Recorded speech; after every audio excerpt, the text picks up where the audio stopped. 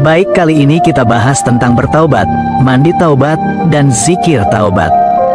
Bertaubat itu artinya kita kembali ke jalan ilahi, jalan yang benar, jalan yang diridhoi oleh Allah Subhanahu wa Ta'ala.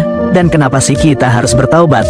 Kenapa juga kita harus mandi taubat, harus zikir taubat, serta apa hikmah dan manfaat dari bertaubat, mandi taubat, dan zikir taubat? Bertaubat adalah step pertama para pengamal spiritual ilmu Thoriqoh sebelum naik ke step berikutnya. Bertaubat itu dicintai oleh Allah Subhanahu wa Ta'ala, sebagaimana firman Allah Subhanahu wa Ta'ala yang berbunyi, Innallaha yuhibbut tawabina wa yuhibbul mutatahhirin. Bertaubat dan mandi taubat itu untuk membersihkan energi negatif serta kotoran-kotoran sampah pada ruhani kita. Bertaubat dan mandi taubat itu akan membentuk jiwa seseorang akan terlihat lebih indah, lebih sejuk dari sebelum-sebelumnya. Bertaubat itu akan membuat jiwa seseorang itu akan menjadi lebih sehat dan kuat. Bertaubat itu tradisi para aulia, sehingga orang yang sering bertaubat, sering mandi taubat diiringi zikir taubatnya, maka ia mengikuti laku lampah para wali. Bertaubat itu menghapus dari dosa-dosa, yang mana dosa itu adalah penghalang terhadap segala hajat kita. Insya Allah, jika kita sering bertaubat, maka hajat-hajat kita akan terlaksana. Bertaubat itu untuk menguatkan menambah daya power ruhani kita, pembentengan diri kita sehingga orang yang gemar bertaubat tidak mudah kena santet, sihir, dan sebangsanya, makanya dijalankannya pun dini hari di atas jam 12 malam. Bertaubat itu akan seperti bayi yang suci dan disukai banyak orang, maka secara otomatis orang yang sering bertaubat, sering mandi taubat dan zikir taubat akan banyak dicintai.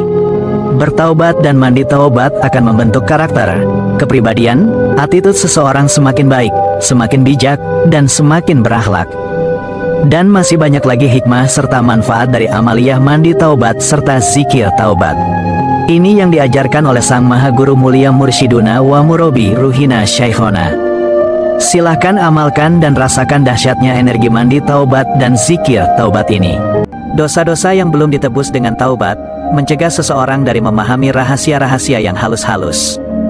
Orang yang membersihkan hati tanpa adanya taubat itu umpama orang yang menggosok cermin, tapi tak mau menghilangkan kerak yang kemarin, sekalipun cermin itu bersih dari embun dan kabut.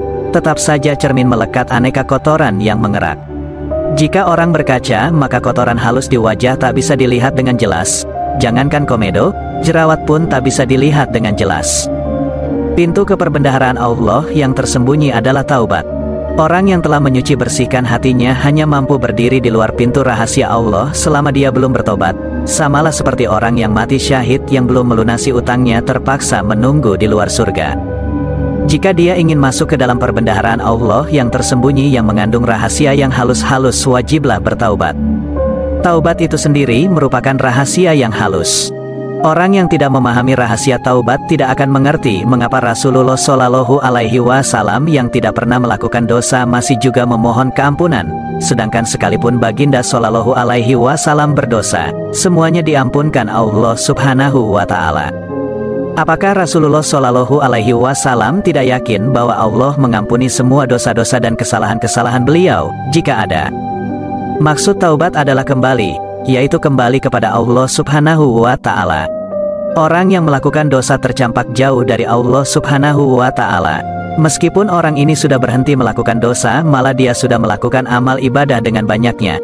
Namun tanpa taubat dia tetap tinggal berjauhan dari Allah Subhanahu wa Ta'ala. Dia telah masuk ke dalam golongan hamba yang melakukan amal soleh, tetapi yang berjauhan, bukan dekat dengan Allah Subhanahu wa Ta'ala. Taubat yang lebih halus adalah pengayatan kalimat, tidak daya dan upaya melainkan anugerah Allah Subhanahu wa Ta'ala. Kami datang dari Allah dan kepada Allah kami kembali. Segala sesuatu datangnya dari Allah Subhanahu wa Ta'ala, baik persyaratan maupun perbuatan kita. Sumber yang mendatangkan segala sesuatu adalah uluhiyah, Tuhan, dan yang menerimanya adalah ubudiyah, hamba. Apa saja yang dari uluhiyah adalah sempurna, dan apa saja yang terbit dari ubudiyah adalah tidak sempurna. Uluhiyah memasok kesempurnaan, tetapi ubudiyah tidak dapat melaksanakan kesempurnaan itu. Jadi, ubudiyah berkewajiban mengembalikan kesempurnaan itu kepada uluhiyah dengan memohon ampunan dan bertaubat sebagai menampung cacat. Segala urusan dikembalikan kepada Allah Subhanahu wa Ta'ala. Semakin tinggi makrifat seseorang hamba, semakin kuat ubudiyahnya dan semakin sering dia memohon keampunan dari Allah Subhanahu wa Ta'ala, mengembalikan setiap urusan kepada Allah Subhanahu wa Ta'ala, sumber datangnya segala urusan. Laku dosa bagi orang yang bertaubat itu adalah rahmat, atau wujud kasih sayang Allah, sampai Allah melepaskan kita berbuat salah, agar saat kita bertaubat itu ada yang ditangisi, sebagaimana Nabi Adam alaihi salam menangis bertahun-tahun, sampai ratusan tahun karena memakan buah khuldi, sampai tangisannya, tetes air matanya, menjadi aliran sungai, dan hanya tangisan orang yang bertaubat itu yang bisa memadamkan api neraka.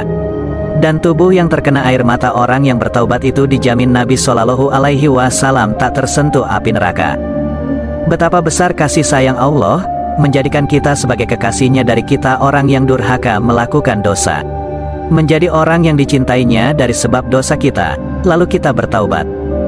Bertaubatlah selalu kepada Allah, jangan menunggu kamu merasa berdosa, tapi gunakan taubat itu untuk mendekatkan diri pada Allah, karena Allah cinta orang-orang yang bertaubat dan cinta kepada orang-orang yang membersihkan diri.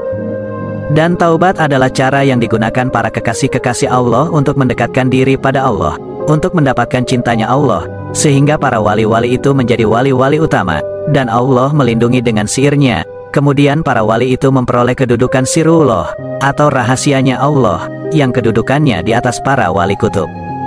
Nabi Muhammad Shallallahu Alaihi Wasallam bersabda, "Man lam yazuk lam yarif," yang tidak mengalami tak akan memahami. Maka, amalkan, alami, dan kamu akan paham. Jangan banyak bertanya, karena itu akan menambah kebingunganmu, dan akan bertumpuk kebingungan demi kebingungan karena kamu belum pernah mengalami. Untuk bertaubat seseorang tak harus menunggu merasa berdosa, dan menunggu diri melakukan dosa dahulu.